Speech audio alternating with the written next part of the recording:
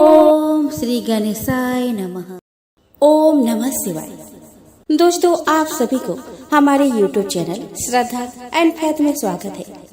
दोस्तों, देवों के देव महादेव बहुत ही भोले माने जाते हैं, इसीलिए उनका एक नाम भोलेनाथ भी है।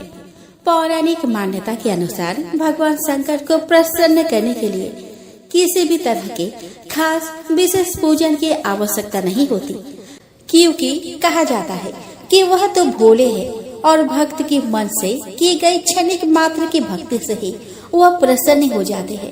अगर आप भी शिव की भक्ति और कृपा पाने के लिए सोमवार का व्रत करते हैं तो इस कथा से भोलेनाथ को प्रसन्न कर सकते हैं। दोस्तों, वह कथा इस प्रकार है। दोस्तों, एक बार किसी एक नगर में एक साहूकार रहता था। उसके घर में धन की कोई कमी नहीं थी, लेकिन कोई संतान न होने के कारण वह बहुत दुखी था। संतान प्राप्ति के लिए वह हर सोमवार को व्रत रखता था और पूरी श्रद्धा के साथ शिव मंदिर जाकर भगवान शिव और माता पार्वती की पूजा करता था। उसकी भक्ति देखकर एक दिन माँ पार्वती प्रसन्न होकर भगवान शिव से साहूकार की मनोकामना पूर्ण करने का निवेदन किया। पार्वती जी के आग्रह पर भगवान शिव ने कहा कि हे पार्वती, इस संसार में हर प्राणी को उसके कर्मों का फल मिलता है और जिसके भाग्य में जो हो उसे भोगना ही पड़ता है। लेकिन पार्वती जी ने साहूकार की भक्ति देखकर उसकी मनोकामना पूर्ण करने की इच्छा व्यक्त की। माता पार्वती के आग्रह पर शिव जी ने साहूकार को पुत्र प्राप्ति का वरदान तो दे दिया, लेकिन उन्होंने बताया कि यह बालक 12 वर्ष तक ही जीवित रहेगा। माता पार्वती और भगवान शिव की बातचीत को साहूकार सुन रहा था, इसलिए उसे न तो इस बात की खुशी थी और न ही दुख। वो पहले की भांति शिव जी की पूजा करता रहा। कुछ समय बाद साहूकार की पत्नी ने एक पुत्र को जन्म दिया।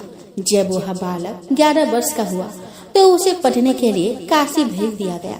साहूकार ने पुत्र के मामा को बुलाकर उसे बहुत सारा धन देते हुए कहा कि तुम इस बालक को काशी विद्या प्राप्ति के लिए ले जाओ।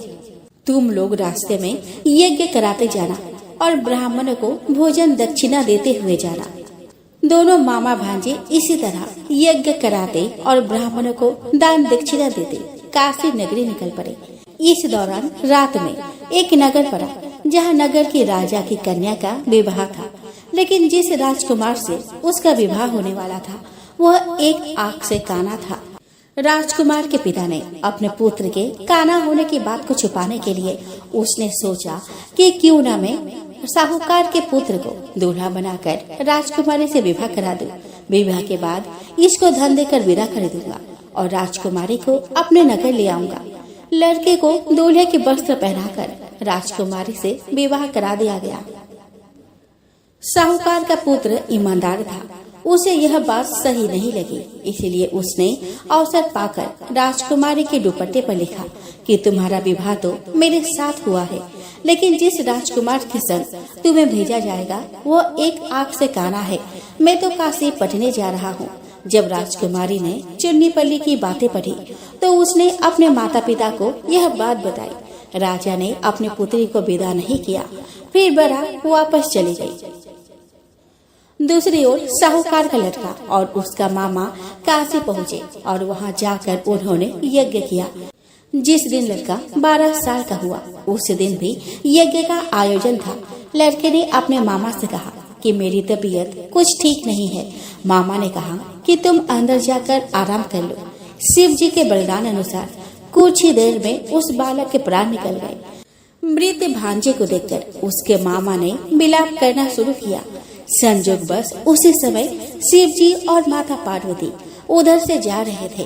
पार्वती माता ने भोलेनाथ से कहा कि स्वामी, मुझे इसके रोने के स्वर सहन नहीं हो रहा। आप इस व्यक्ति के कष्ट को अवश्य दूर करें।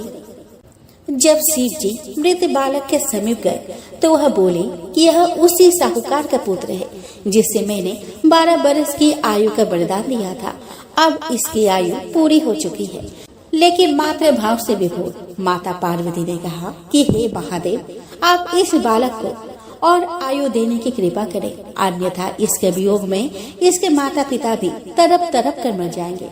माता पार्वती के पुनः आग्रह पर भगवान शिव ने उस लड़के को जीवित होने का वरदान दे दिया। शिव जी की कृपा से वह लड़का जीवित हो गया।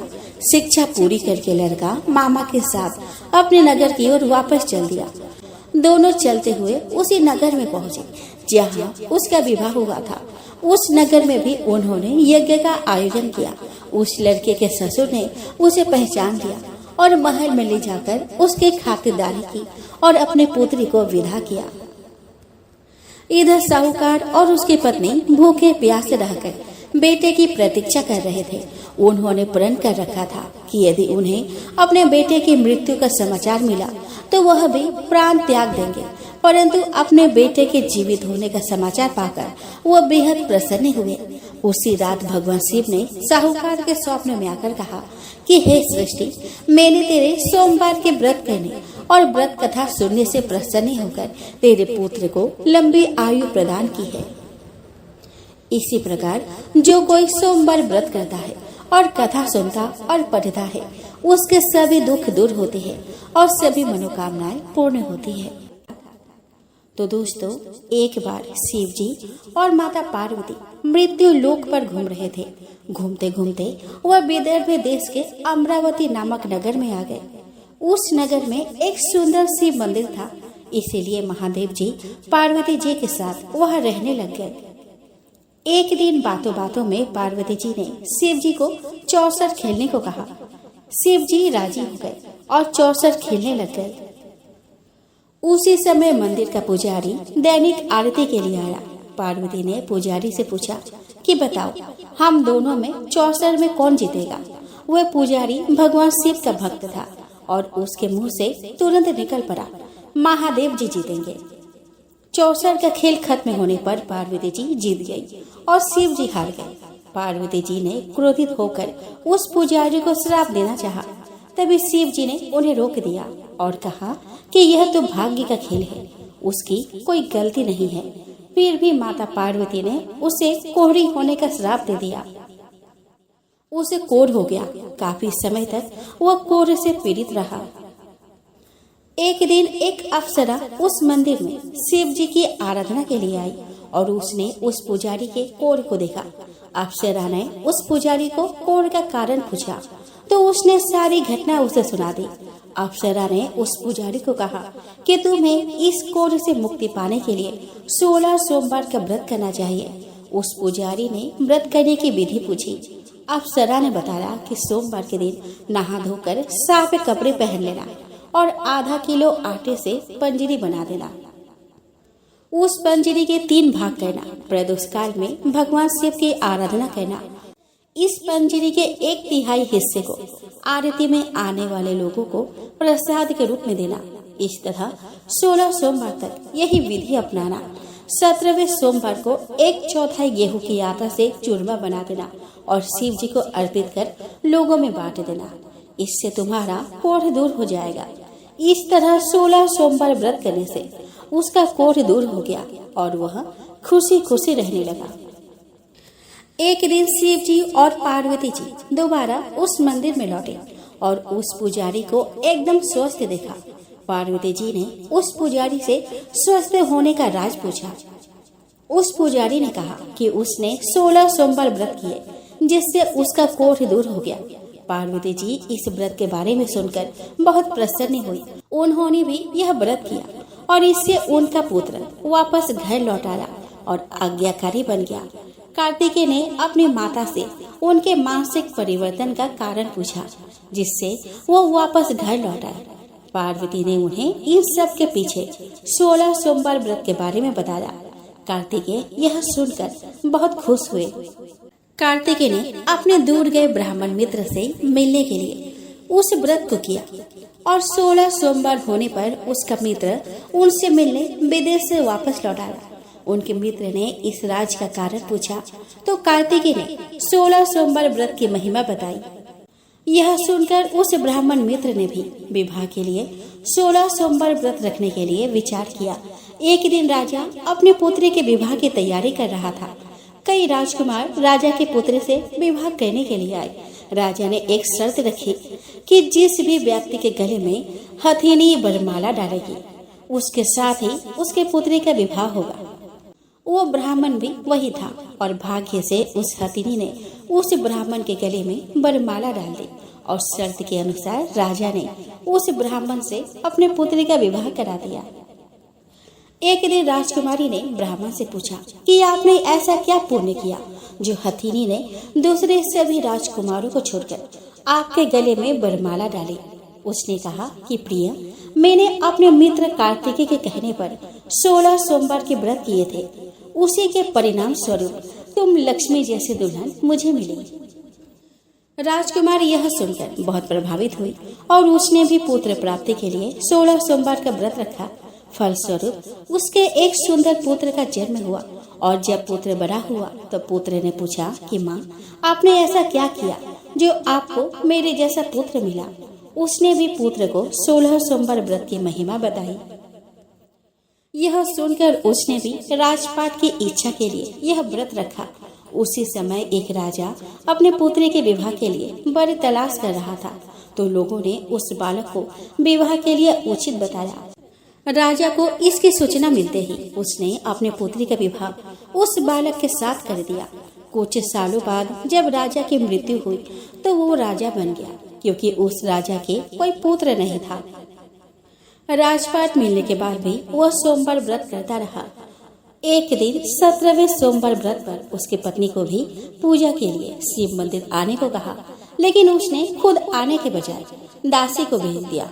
ब्राह्मण पुत्र के पूजा खत्म होने के बाद आकाशवाणी हुई कि तुम अपने पत्नी को अपने महल से दूर रखो, वरना तुम्हारा विनाश हो जाएगा। ब्राह्मण पुत्र यह सुनकर बहुत आश्चर्यचकित हुआ। महल वापस लौटने पर उसने अपने दरबारियों को भी यह बात बताई, तो दरबारियों ने कहा कि जिसकी वजह से ही उसे राजपाट मिला है, वो उसी को महल से बाहर निकालेगा। लेकिन उस ब्राह्मण पुत्र ने उसे महल से बाहर निकाल दिया।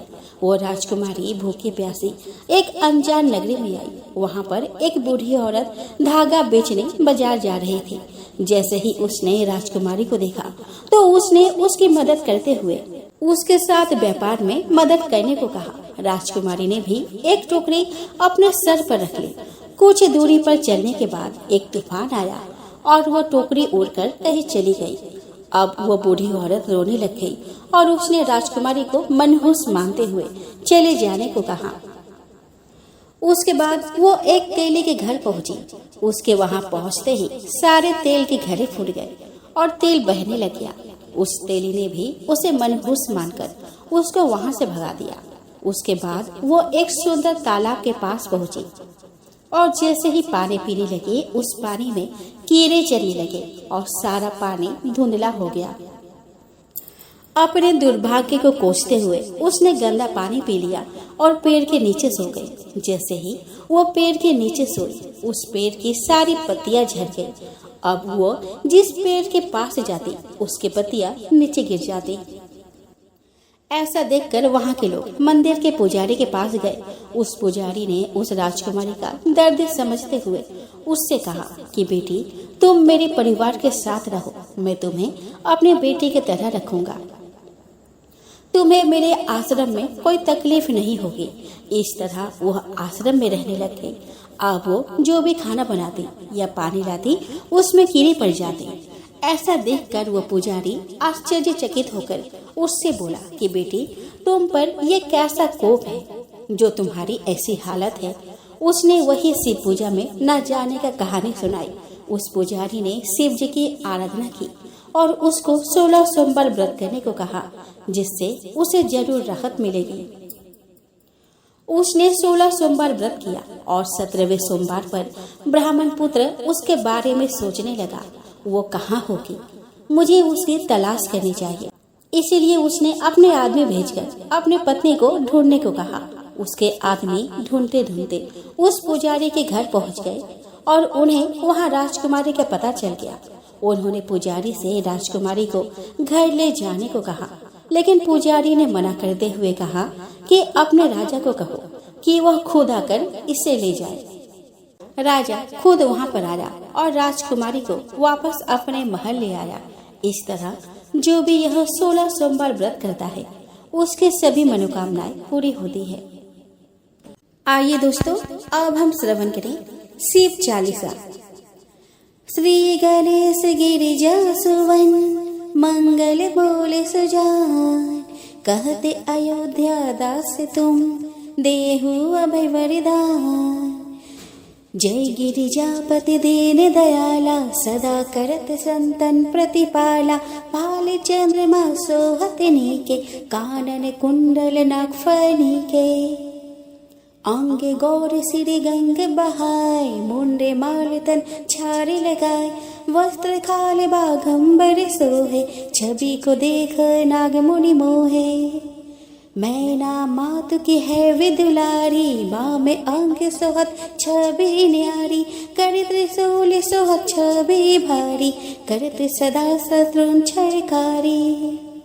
नंदी गणेश सोहता कैसे, सागर मध्य कमल है जैसे। कार्तिक श्यामे और गरुड़ाऊ, या छवि को कही जात न काऊ। देवन जब ही जाए पुकारा, तब ही दुखे प्रभु आप निवारा। किया आप तब तारक भारी, देवन सब मिली तुम ही जुआरी। तुरत सडानन आप पठायो, लवनी में से महामारी गिरायो। आप जलंधर असुर संहारा, सुयस तुम्हारा विदित संसारा। त्रिपुरासुर संयुद्ध मचाई, सब ही कृपा कर लीने बचाई। किया तप ही भागीरथ भारी, पूर्व प्रतिज्ञात सुपुरारी। दानिन महम तुम सम को नाही, सेवक स्तुति करत सदाहि। वेद नाम महिमा तव गाई, अकथ अनादि भेद नहीं पाई। प्रगति उदधि मंथन में ज्वाला, जड़ी सुरासुर भय बिहाला। किन्हीं दया तह करी सहाय, नीलकंठ तब नाम कहाई। पूजन रामचंद्र जब कीन्हा, जीत के लंक विभीषण दीन्हा। सहस कमल हो रहे धारी, किन्हें परीक्षा तब ही पुरारी। एक कमल प्रभु राखे उजोई, कमल नयन पूजन चाह सोई। कठिन भक्ति देखी प्रभु शंकर, भय प्रसन्न दिए इच्छित वर। जय जय जय अनंत अविनाशी, करत कृपा सबके घटवासी। दुष्ट सकल नित मोहि सतावे, भ्रमति रहे मोहि चैन न आवे। त्राहि त्राहि मैं नाथ पुकारो, यही अवसर मोहि जाने उबारो। ले त्रिशूल शत्रुन को मारो, संकट से मोहि आने उबारो। मातु पिता भ्राता सब कोई, संकट में पूछत नाही कोई। स्वामी ये कहे आस तुम्हारी, आय हरहु अब संकट भारी। धन निर्धन को देते सदाही, जो कोई जाचे वो फल पाही। अस्तुति के ही विधि करो तुम्हारी, क्षम हो नाथ अब चूक हमारी। शंकर हो संकट के नाशन, मंगल कारण विघ्न विनाशन। योगी यति मुनि ध्यान लगावे, नारद सारद शीस नवावे। नमो नमो जय नमो शिवाय, सूर्य ब्रह्मादि के पार न पाए। जो यह पाठ करे मन लाई, ता पार होते है शंभु सहाय। ऋणियो जो कोई हो अधिकारी, पाठ करे सो पावन हारी। पुत्रहीन करे इच्छा कोई, निश्चय शिव प्रसाद ही होई। पंडित त्रयोदशी को लावे, ध्यान पूर्वक होम करावे। त्रयोदशी व्रत करे हमेशा, तन नहीं ताकि रहे कलेसा। धूप दीप नैवेद्य चढ़ावे, शंकर सम्मुख पाठ सुनावे। जन्म जन्म के पाप नसावे, अंत्यवास शिव पूरे में पावे। कहे अयोध्यास तुम्हारी, जाने सकल दुख हरहु हमारी। नित्य नेम कर प्रातः ही पाठ करो चालीसा, तुम मेरी मनोकामना पूर्ण करो जगदीश। मगसर छठी हेमंत ऋतु, संवत 64 जान, स्तुति चालीसा शिव ही पूर्ण की निकल्या। आइए दोस्तों, अब हम श्रवण करें शिव जी की आरती। ओम जय शिव ओंकार, स्वामी जय शिव ओंकार, ब्रह्मा विष्णु सदा शिव हरिधांगी धारा। ओम जय शिव ओंकार। एकानन चतुरानन पंचानन राजे, हंसानन गरुरासन वृषवाहन साजे। ओम जय शिव ओंकारा।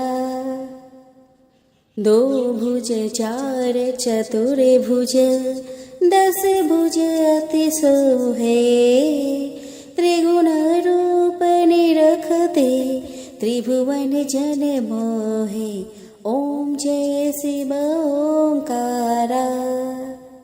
अक्षमाला बनमाला मुंडमाला धारी, त्रिपुरारी कंसारी बरमाला धारी। ओम जय शिव ओंकारा। श्वेतांबर पीतांबर बाघंबर अंगे, सनकादिक गरुणादिक भूतादिक संगे। ओम जय शिव ओंकारा। कर के मध्य कमंडलो, चक्र त्रिशूलधारी, सुखकारी दुखहारी जग पालनकारी। ओम जय शिव ओंकारा। ब्रह्मा विष्णु सदा शिव जानत अविवेका, मधु कैटभ दो मारी सूर भय करे। ओम जय शिव ओंकारा। लक्ष्मी वो सावित्री पार्वती संगा, पार्वती अर्धांगी शिवल हरि गंगा। ओम जय शिव ओंकारा। पर्वत सोहे पार्वती शंकर कैलासा, भांग धतुर का भोजन भस्मी में वासा। ओम जय शिव ओंकारा। जटा में गंग बहत है, गल मुंडन माला, शेष नाग लिपटावत ओढ़त मृग छाला। ओम जय शिव ओंकारा। काशी में विराजे विश्वनाथ नंदी ब्रह्मचारी, नीत उठा दर्शन पावत महिमाति भारी। ओम जय शिव ओंकारा। त्रिगुण स्वामी जी की आरती, जो कोई नर गावे, कहत शिवानंद स्वामी मन वांछित फल पावे। ओम जय शिव